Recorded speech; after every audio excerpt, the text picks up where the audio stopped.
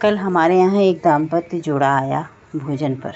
हमने भोजन किया रात का डिनर। उसके बाद हम कॉफ़ी लेकर आंगन में चले गए। हंसी मजाक हो ही रहा था कि भाई साहब ने व्यंग करते हुए अपनी पत्नी की तरफ इशारा करते हुए कहा कि हमारी पत्नी तो बड़ी खर्चेलू हैं, उनको तो भविष्य की कोई चिंता ही नहीं है, वो तो सब कुछ खर्च कर देती हैं बिना पूछे जाचे, उनको बस पैसा मिल जाए, फिर देखो वो बाज़ार में दे आएंगी। और क्या लाती हैं क्या नहीं लाती हैं कुछ समझ में ही नहीं आता। तो उनकी पत्नी थोड़ा सा परेशान हुई, उनको बुरा तो बहुत लगा मुस्कुराते हुए, लेकिन उन्होंने व्यंग्यात्मक तरीके से कहा, हाँ, मनुष्य की 100 साल की उम्र में 75 साल तक वो कमाता रहता है और कमाने के बाद 75 साल तक बचाता रहता है, ये सोचकर कि भविष्य में होगा, और 80 साल में बूढ़ा हो जाता है, बीमार हो जाता है और सारा पैसा बीमारी में लगने लगता है, और वो अपना आज तो कभी जीता ही नहीं है। तो कहीं भाभी जी आजकल क्या बात है, आप बहुत शांत हैं, कुछ कह नहीं रही हैं इस बात पे?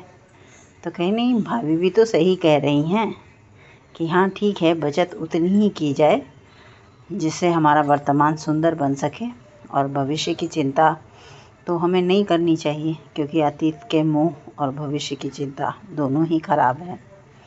अच्छा, इसको आप कुछ नए तरीके से समझाइए। तो कहीं नए तरीके से क्या समझाएंगे?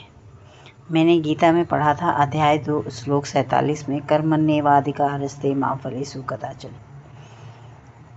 अच्छा, आपके घर में बड़ी शांति रहती है? हाँ, इसीलिए रहती है क्योंकि कृष्ण वासुदेवाय हरे परमात्मे प्रणतः क्लेशनाशाय गोविंदाय नमो नमः।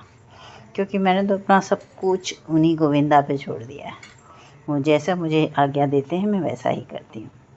अच्छा, तो इस विषय पे आपका क्या विचार है? वही पुराना मैंने अभी बताया ना, अध्याय 2 श्लोक 47 में, कर्मण्येवाधिकारस्ते मा फलेषु कदाचन। अर्थात यही सीधा सा अर्थ है, मनुष्य को आज अपना कर्म अर्थात वर्तमान पर ध्यान देना चाहिए, क्योंकि भविष्य में आने वाली परिस्थितियों और समय पर हमारा कोई नियंत्रण नहीं और ना हो सकता है। बस ये कल्पना मात्र है कि हम उसको सुरक्षित कर रहे हैं, क्योंकि ये हम नहीं जानते कि कल क्या होगा।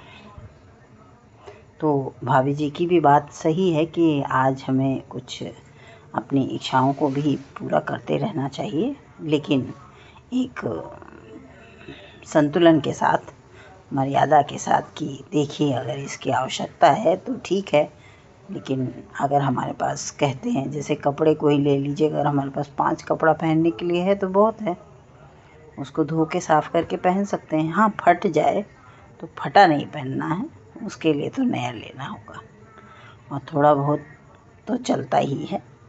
तो बस इस बात का ख्याल रखिए और साथ ही साथ बचत करिए। भाभी जी आप ऐसा क्यों नहीं करती, कुछ सहयोग करिए, आपको इतनी कला आती है, इतनी अच्छी पेंटिंग करती हैं आप, अपनी पेंटिंग को बच्चों को सिखाइए, उससे क्लासेस खोल लीजिए, और आपको जो आमदनी होगी उसमें आप अपनी इच्छाओं को भी पूरा करिएगा और बचत भी करिएगा, हस्बैंड को भी सहयोग हो जाएगा। कहीं अच्छा इतना सब कुछ आप कैसे सोच लेती हैं?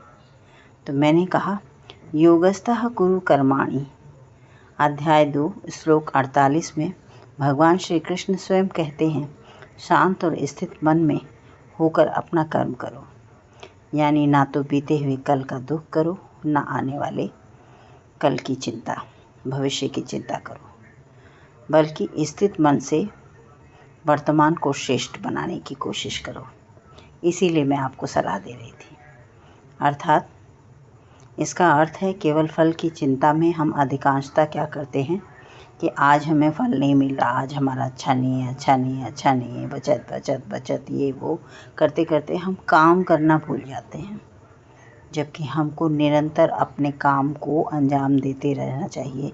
थोड़ा थोड़ा ही सही, कुछ ना कुछ, कोई भी काम उठाया है उसको रोज़ करना चाहिए। तो ये बात हमेशा याद रखिए। भविष्य के लिए बचत करना या योजनाएं बनाना गलत नहीं होती है, लेकिन अगर हम वर्तमान को खो देंगे, भाई साहब आप भी ध्यान से सुनिए, भविष्य के लिए बचत करना या योजना करना गलत नहीं है, लेकिन अगर हम वर्तमान को खो देंगे तो जीवन का असली उद्देश्य आनंद सब खो देंगे। जो व्यक्ति आज को सुंदर और सार्थक बनाता है वही सच्चे अर्थ में सफल और सम्मानित होता है। वर्तमान को श्रेष्ठ बनाएं, भविष्य स्वयं सुरक्षित हो जाए।